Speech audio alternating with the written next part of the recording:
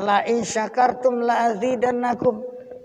Demi jika kamu pandai mensyukuri nikmat Allah, niscaya aku akan tambah keberkahannya. Ditambah keberkatan Allah. Oh matoa dua kali tambah cile indah. Akan dilamakan gunanya. Ini kuncinya.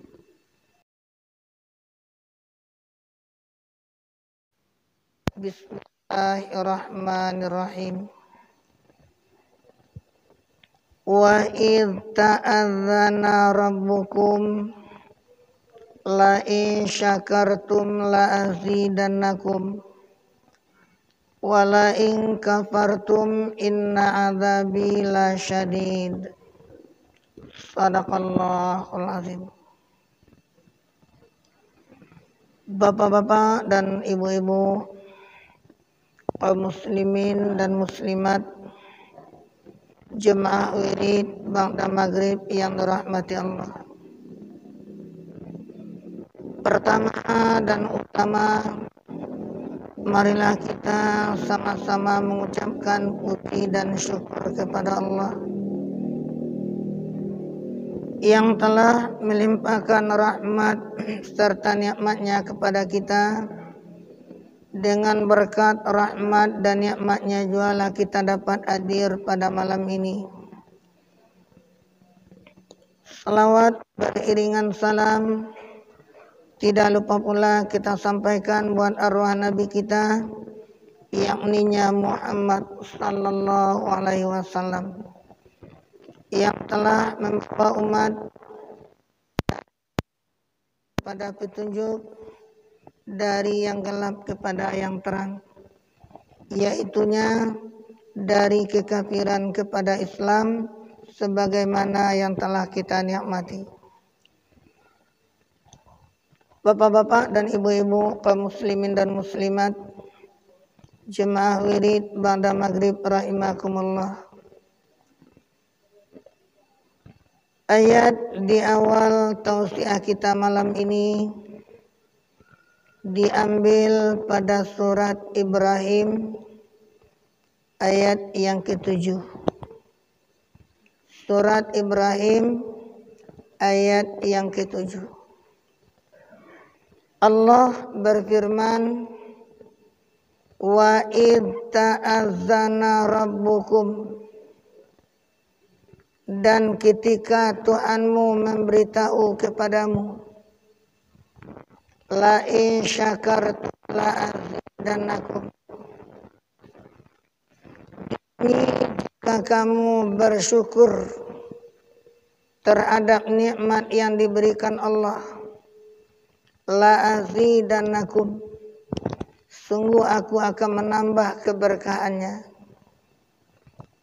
Wala in kafartum inna adzabi lasyadid, dan demi jika kamu ingkar, kufur terhadap nikmat yang kuberikan, kata Allah, inna adzabi lasyadid, sesungguhnya azabku amat sangat. Maha benar Allah dengan segala firman-Nya. Bapak-bapak dan ibu-ibu, kaum muslimin dan muslimat, jemaah wirid yang dirahmati Allah.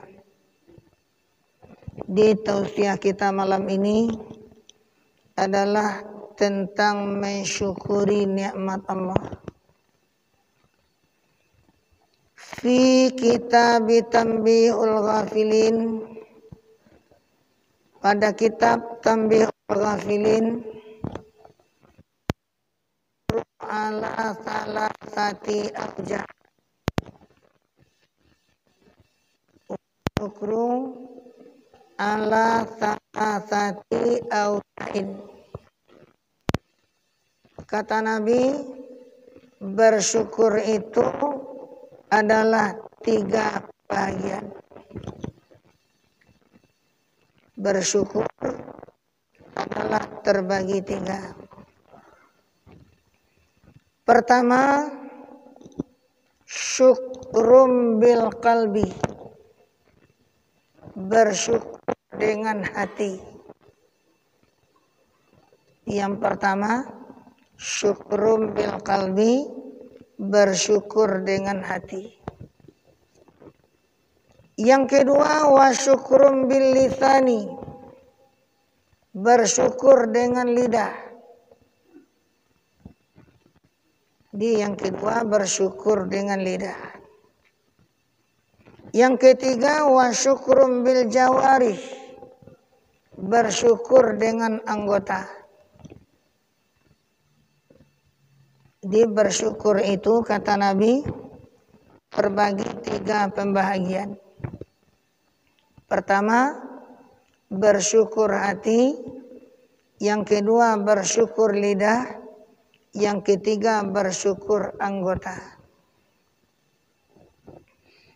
Bapak-bapak dan ibu-ibu, kaum muslimin dan muslimat, jemaah wirid ba'da maghrib rahimakumullah.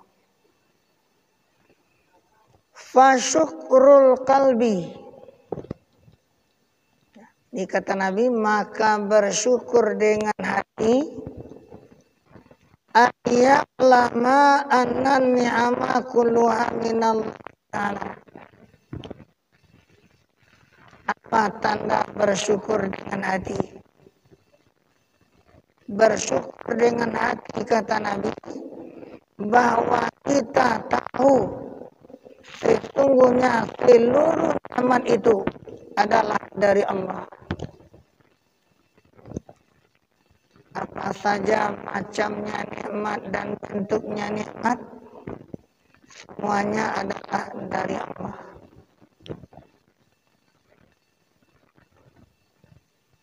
Jadi nikmat itu semuanya dari Allah. Anggota badan kita nikmat dari Allah. Jabatan nikmat dari Allah. Harta benda nikmat dari Allah. Ini kita harus tahu bahwa seluruh nikmat yang ada pada kita itu adalah datangnya dari Allah.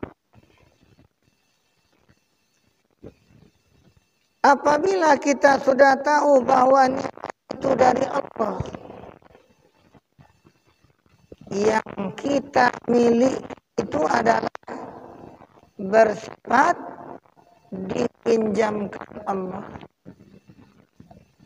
Ada kita yang punya bapak dan ibu, tapi Allah tidak memberitahu kepada kita berapa lama kita akan diberi pinjaman. Contoh, seorang anak sejak baru lahir dipinjamkan Allah kedua orang tua. Tapi si anak tidak diberitahu oleh Allah berapa lama orang tua itu akan dipinjamkan. Begitu sebaliknya. Kita orang tua dipinjamkan oleh Allah anak sejak baru lahir, tapi Allah tidak beritahu kepada kita berapa lama kita akan diberi pinjaman. Jadi bersyukurnya hati itu adalah bahwa kita hendaklah tahu sesungguhnya seluruh nikmat itu adalah minallahi ta'ala, dari Allah.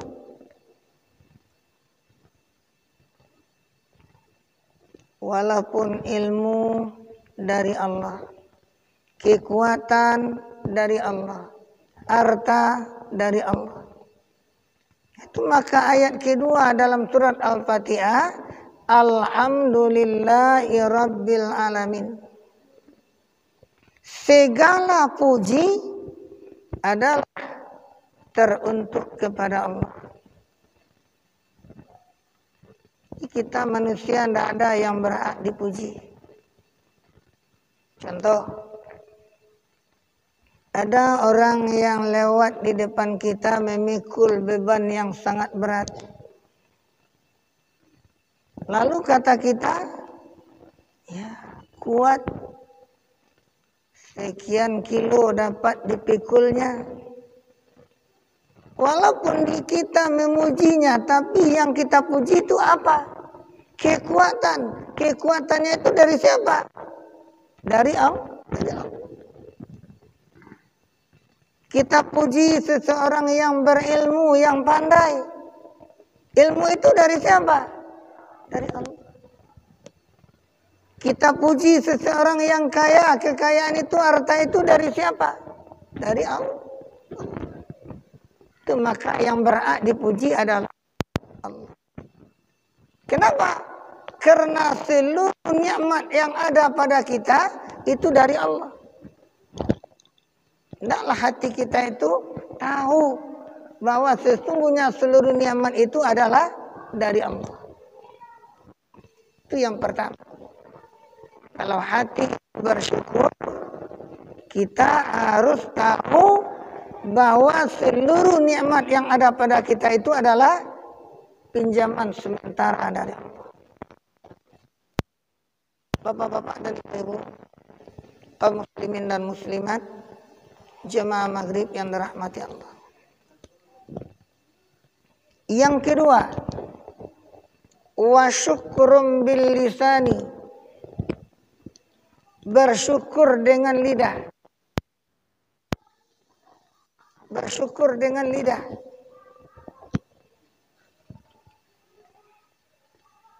Bagaimana bersyukur dengan lidah? Fasyukrul lisan, bersyukur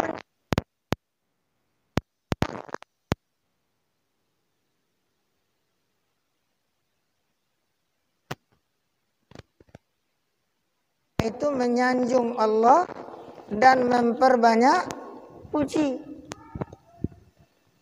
Nah, ini kuncinya. Sampailah Nabi mengatakan, ahabbul a'mali ilallahi wa lisanuka ratbun min zikrillah.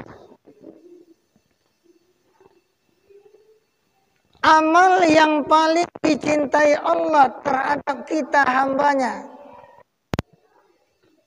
antamuta wa lisanuka ratbun min zikrillah. Hendaklah kita sebelum ajal datang, usahakan lidah kita ini adalah ratbun min zikrillah, basah terhadap berzikir kepada Allah. Jadi itu yang dikatakan lidah bersyukur, karena lidah itu banyak berzikir kepada Allah. Ada di dalam kitab Tanbihul Ghafilin, Bapak dan Ibu, tentang zikrullah di hari yang 7. Apa itu zikir di hari yang 7? Contohnya sekarang hari Jumat. Hendaklah kita berzikir membaca Ya Allah 1000 kali. Ya Allah, Ya Allah, Ya Allah, Ya Allah. Itu tidak berat Bapak dan Ibu. Kalau kita mau membacanya dalam 5 menit bisa terbaca 500 Ya Allah, Ya Allah. 10 menit cukup 1000. Mudah caranya. Lihat jam kita. Nah, waktu yang 5 menit kita gunakan Ya Allah, Ya Allah, Ya Allah, Ya Allah, Ya Allah. 3 kali itu sudah 100. Lihat jam berapa 5 menit kira-kira. Taruhlah 400. 15 menit 1200. Kita dianjurkan oleh Rasulullah berzikir 1000. Ya Allah, Ya Allah, Ya Allah. Itu hari Jumat. Untuk besok hari Sabtu, La ilaha illallah. La ilaha illallah taruhlah 100 atau 205 menit. Nah, berapa menit kira-kira cukupnya 1000? La ilaha illallah, la ilaha illallah, la ilaha illallah.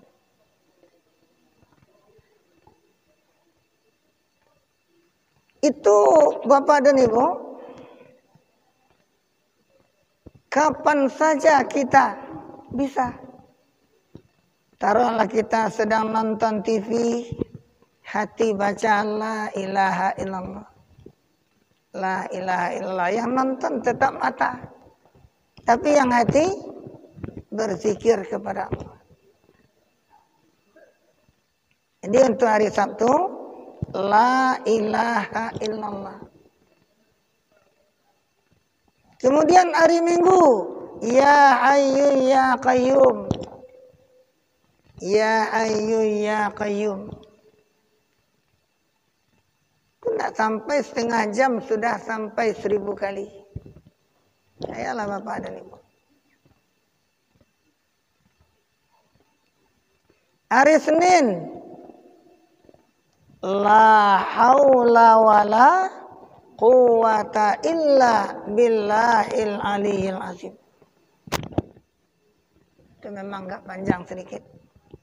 Taruhlah 50 kali 5 menit. Hari Senin, la haula wala quwata illa billahil aliyil azim. Hari Selasa, sallallahu ala Muhammad. Sallallahu ala Muhammad. Hari Rabu, astaghfirullahalazim. Astaghfirullahalazim, astaghfirullahalazim. Hari Kamis, subhanallah wa bihamdihi. Subhanallah wa bihamdihi. Itu tidak berat Bapak dan Ibu. Hari Jumat, ya Allah. Sabtu, la ilaha illallah. Minggu, ya hayyu ya qayyum. Senin, la haula wa la quwata illa billahil aliyil azim. Selasa, sallallahu ala Muhammad. Rabu, astaghfirullahalazim. Kamis, subhanallah wa bihamdihi. Apa keuntungannya untuk kita? Allah berfirman dalam surah Ar-Ra'd, ala bizikrillahi tatmainnul qulub. Ala bizikrillahi tatmainnul qulub. Ketahuilah, dengan banyak berzikir lidah, hati akan tenang. Jiwa akan tenang. Dengan banyak berzikir kepada Allah. Itu dulu kaji kita. Sewaktu Nabi kita Muhammad subuh keluar masjid, ditunggu di gerbang masjid oleh iblis.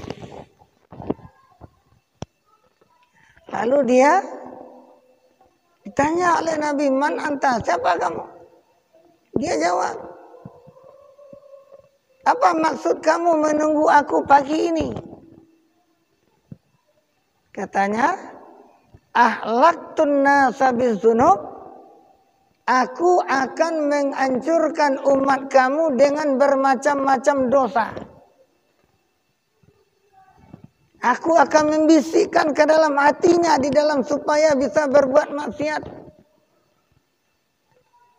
Wa ahlakuni bila ilaha illallah wal istighfar. Dan umat kamu akan membinasakan aku, kata iblis, dengan kalimat la ilaha illallah dan astaghfirullahaladzim. Itu tidak berat Bapak dan Ibu. Berapa dalam ayat? Wala tattabi'u khutuwati syaitan.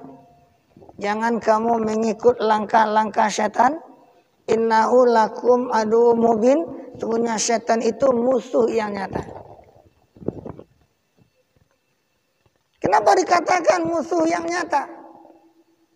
Apa tandanya? Walaupun kita nanti sudah dalam sakaratul maut,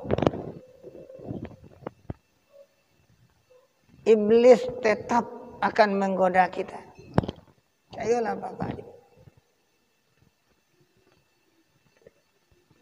Di dalam sakaratul maut itu, iblis datang, rupanya diganti seperti keluarga kita. Apakah seperti anak kita, saudara kita? Nanawa dalam sakaratul maut itu bakat orang sawarata ada peaya. Dalam keadaan haus. Iblis datang bawa segelas air. Rupanya seperti keluarga kita.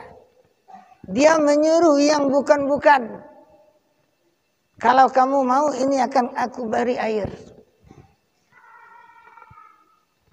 Apa saja yang kita ucapkan menurut perintah iblis, yang air tidak akan diberikan kepada kita. Ini kata Nabi, matan nasu bima ya'ishu bih. Meninggalnya manusia itu datang waktu ia akan meninggal apa yang ia biasakan.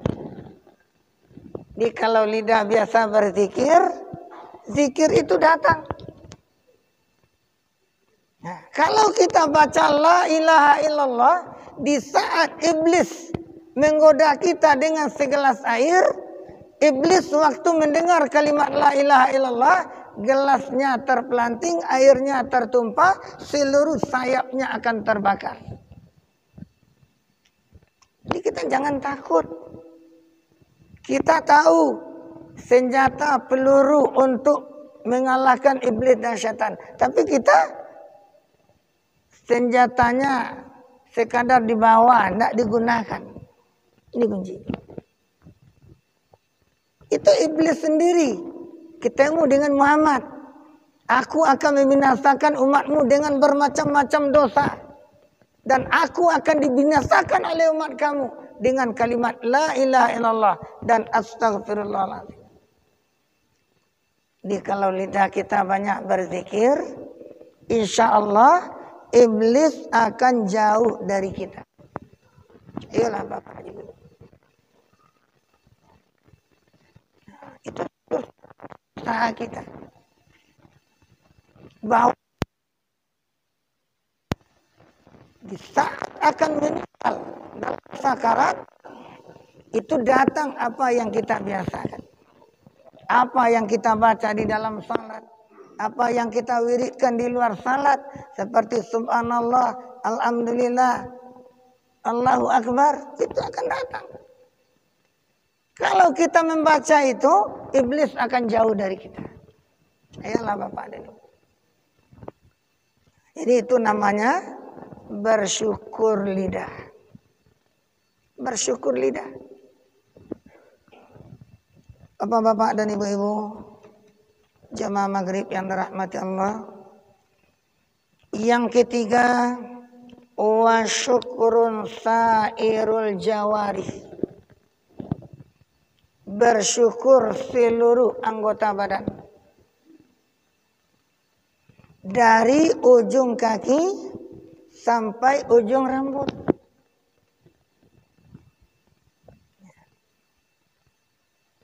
Kata sahabat, ya Rasul, bagaimana kami akan bersyukur terhadap anggota badan kami? Nabi jawab, wa syukrun sairul jawari ayya'mala bi'al amalus salih.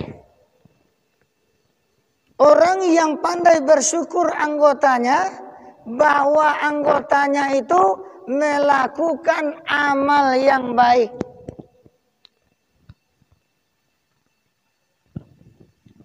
Di kaki, hendaklah kita langkahkan ke tempat yang Allah ridha. Itu bersyukur anggota namanya. Kenapa dikatakan begitu?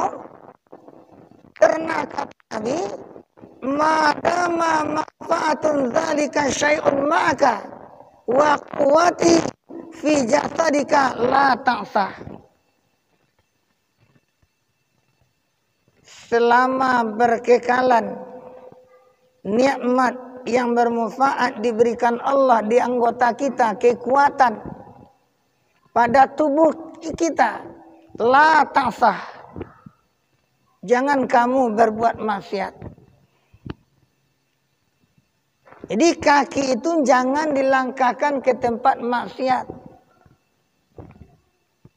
Kaki hendaklah dilangkahkan ke tempat yang Allah reda. Itu bersyukur anggota namanya. Taruhlah seperti kita malam ini. Turun dari rumah. Berniat untuk ke rumah Allah. Apa kata Nabi? Siapa yang berjalan melangkahkan kakinya ke rumah Allah. Satu langkah kaki itu hanya 20 tahun ibadah. Layado diantara bapak ibu yang menghitung langkah kaki kita pergi tadi. Baitullah pulang beko. Tak perlu kita yang menghitung. Allah sudah menyiapkan penghitungnya. Rakib. Malaikat sebelah kanan. Jadi kita melangkahkan kaki ke masjid. Setiap satu langkah pahalanya 20 tahun ibadah. Ini keuntungan bersyukurnya anggota badan. Itu kaki. Kemudian mata. Yang diperlihatkan kepada yang diridai Allah. Jalan ke rumah Allah. Juga pahala. Lah tibo di musaji. Lah duduk awak. Lah mandanga kaji. Siapa yang mendengar tausiah dalam 1 saat atau 1 jam. Pahalanya 2 tahun ibadah. Itu mendengar. Belum diamalkan tuh. Mendengar saja sudah dapat nilai. Itu termasuk telinga. Bersyukur kepada Allah. Hendaklah telinga itu mendengar apa yang diridai Allah. Mata hendaklah diperlihatkan kepada yang Allah ridha. Percayalah Bapak dan Ibu. Kemudian tangan. Memegang Al-Quran saja sudah banyak pahalanya. Apalagi sejak kita berduduk tadi, tangan yang menghudukkan. Itu termasuk tangan bersyukur terhadap nikmat yang diberikan Allah. Jadi di sini kata Nabi, madama manfaatun zalika syai'un maka wa quwwatihi fi jasadika la ta'sah. Selama berkekalan nikmat Allah berupa anggota badan kita, jangan sekali-kali melakukan perbuatan maksiat. Jadi anggota yang bersyukur itu adalah digunakan kepada yang Allah ridha. Karena nanti Bapak Ibu lah dibangkit kita dari kubur kita, lah berjalan awak ke padang mahsyar. Lah tiba di padang mahsyar di hadapan Allah. 4 pertanyaan. 4 pertanyaan diajukan Allah. Apa yang pertama? Umur yang kumanakan padamu dihabiskan kemana semasa hidup?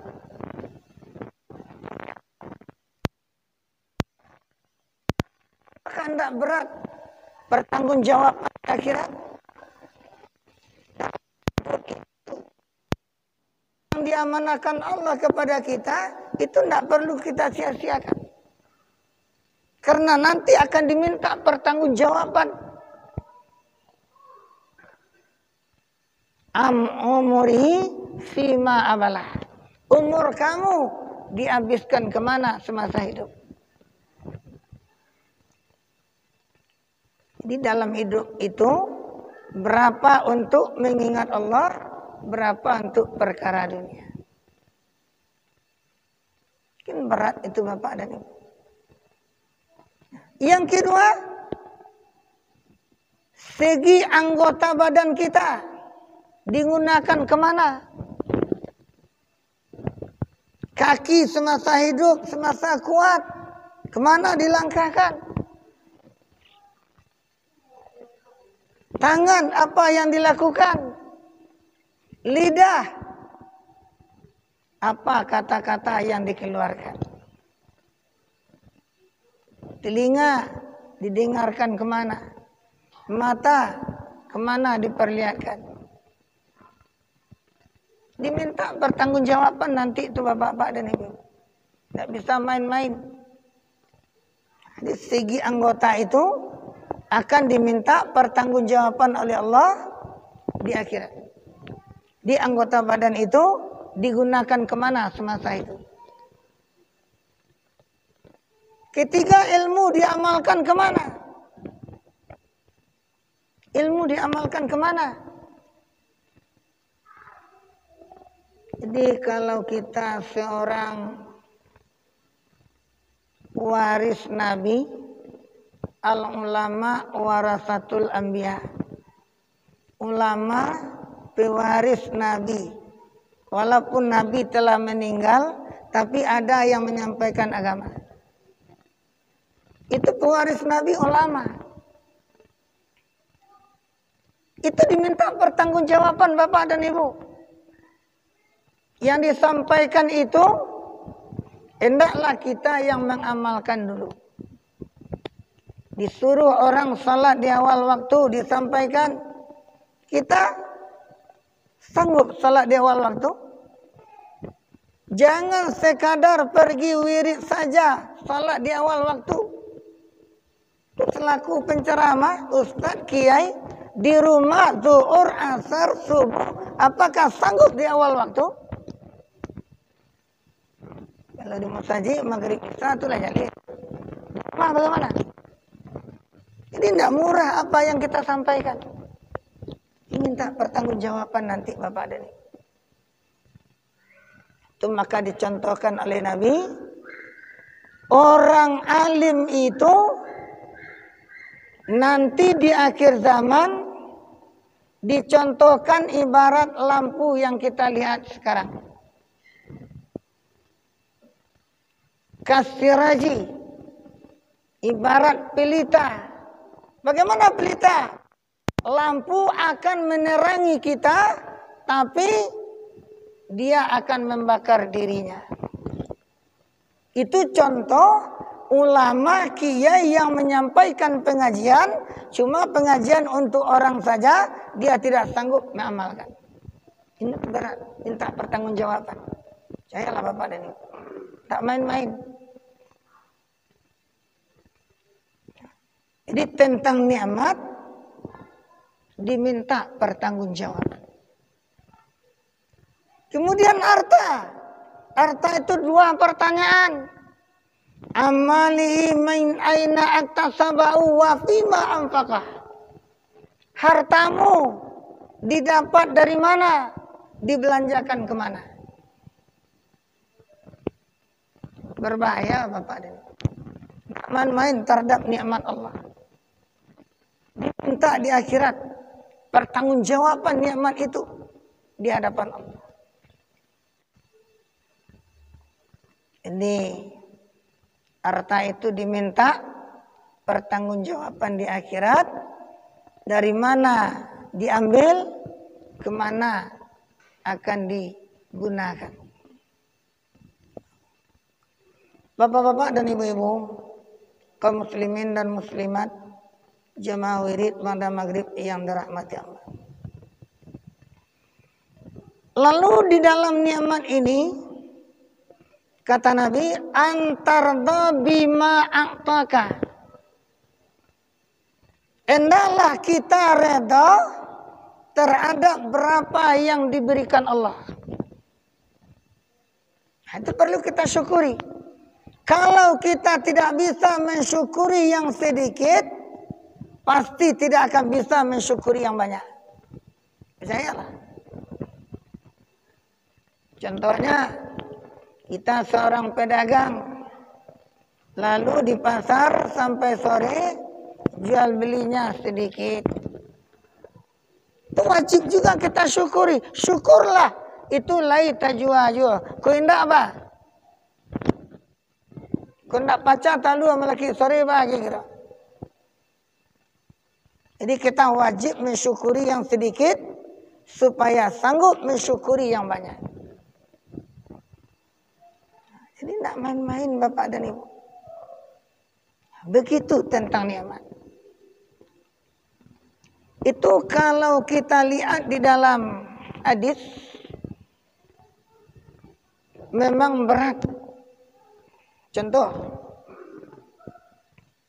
kalau kita lihat kendaraan lewat, kita duduk di pinggir jalan, ternyata dia atau tabrakan atau jatuh sendiri. Kata Nabi, ucapkanlah di lidahmu alhamdulillah asal tidak didengarnya. Ini kunci. Kok jatuh orang nampak dawak kok jo kendaraan bagai. Dan jali membaca alhamdulillah tapi jangan tadanga ada orang nan jatuh itu. Kenapa alhamdulillah? Syukurlah. Lain ndak patah. Kok patah tangan sebelah, syukur juga lain ndak keduanya. Coba yang Bapak. Memang berat.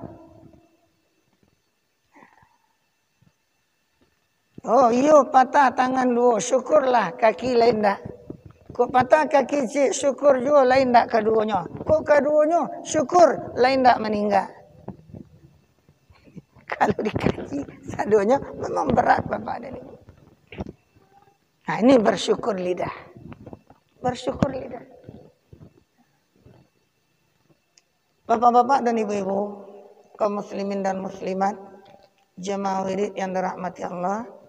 Kembali kepada ayat tadi, wa iz ta'azzana rabbukum, dan ketika memberitahu Tuhanmu, la in syakartum la azidannakum, demi jika kamu pandai mensyukuri nikmat Allah, niscaya aku akan tambah keberkahannya. Ditambah keberkatan Allah. Oh matoa dua kali tambah cila indah. Akan dilamakan gunanya. Ini kunci. Olah sekian omongannya lain matu bantu tujuh ya tak boleh bersyukur.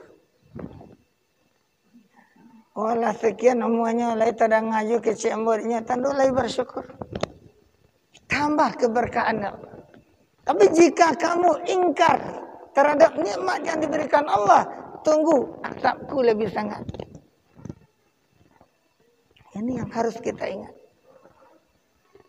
Jadi kalau kita yakin bahwa kita ingin ditambah keberkahan nikmat, tolong syukuri.